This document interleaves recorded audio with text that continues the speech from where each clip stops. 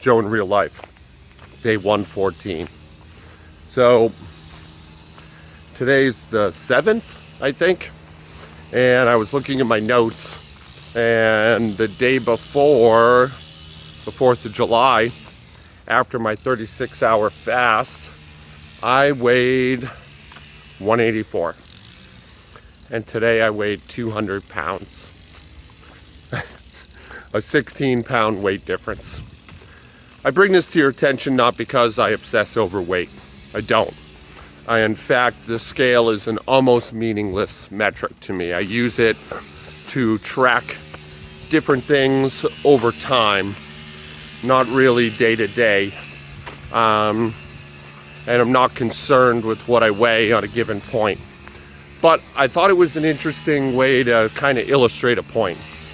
16 pounds of weight gain, regardless of the circumstances, is a pretty extreme difference. But there are a number of contributing factors. For one, I had just finished a fast, 36 hours. When I did that weigh in, I got my low number. And for two, over the holiday weekend, I've had my kids. As I've said, I've been eating nothing but cake. I've been eating like an asshole. And I've been training very, very hard. So, we have hydration or dehydration as a factor. We have inflammation as a factor. And yeah, a little bit at least. I'm a fluffy boy right now. Well, I puffed up a little bit. Now, did I gain 16 pounds of adipose tissue in 96 hours? That's absurd. There's no way that happened. I mean, I guess it's technically possible, but there's no way, you know? There are a number of factors. The human body is incredibly complex. And don't let the scale do that shit to you, man. Don't let it do that, you know?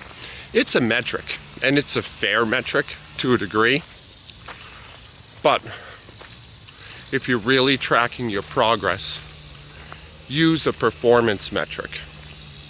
And if you're allowing a subjective metric to bully you around, go by how you feel.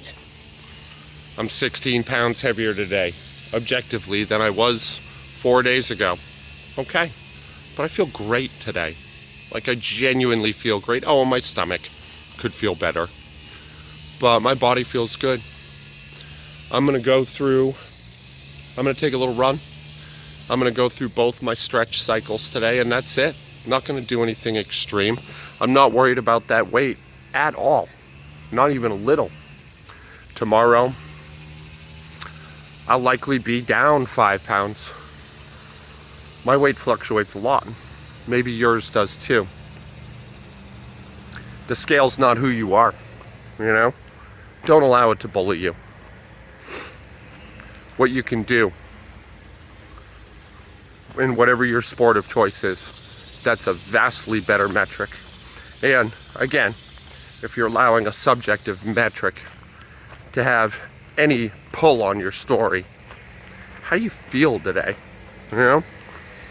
And how does the scale inform or misinform that? So anyway, running, stretching. I'll show you a little bit of that later. Stay tuned. Okay, I wanted to show you evidence so that you'd believe me. That's 7/3/22, body weight 184. And over here, 7/6/22, body weight 198. So I exaggerated a little bit, but 14 pounds, right? I don't know why I rounded up to 200 while I was out on my walk. I didn't do that intentionally, but you get the idea. 14 pounds. You know? I'm not concerned about that at all. Am I a little fluffy right now? Did me and my son split an entire 12-inch red velvet bundt cake? Yeah. Yeah, we did those things. You know, I ate like an asshole, and I put on 14 pounds. But that's also 2 very hard days of lifting after essentially not touching a barbell in a month, which puts my water demands, my inflammation demands way up. Maybe I got a big old poo brewing inside me. And yeah, maybe I get a little extra fluffy. But so what? I feel good. I'm ready to hit it today. The scale's not a measure of you. Well, I don't know how else to put it. You're not a number on a plate that you stand on. That's not the sum total of who you are. So don't let it bully you. Okay, so I just finished my run. I ran 3 miles in a hair under 30 minutes. You won't remember from last week, but last week I did a series of 2-mile runs, all under 20 minutes, but also one of them on an especially hot day was 22 minutes. So weight loss, weight gain, right? I'm 15 pounds heavier than I was 3-4 days ago. And I ran just as well, or arguably meaningfully better. I ran 50% farther at the same pace, and I had a good time. So how did I do that? You know, like, my point in this is that not all weight gain is equal. That the scale's the scale, and that number is accurate. But what it means about what your body's going through can be very diverse. You know, we think about the body as muscle, bone, fat, I guess organs, functional tissue versus non-functional, you know? And it's way more complicated than that, you know? Just as an example, inflammation, which we typically associate as bad and don't factor in as a meaningful percentage of our body weight, inflammation can be very useful. I was really inflamed this morning, and my joints felt great. like my run was very pleasant. I had no pain at all, and my body moved really well. To put a contrast on that, if I were to put on a 15-pound weighted vest right now and go outside and try to run a mile, just one more mile, there is no way in hell I could do it in 10 minutes. You put a gun to my head, you put a gun to my kid's head, and be like, you run that mile in under 10 minutes, or this is gonna happen. I wouldn't be able to do it. The weighted vest is dead weight. The inflammation, less so.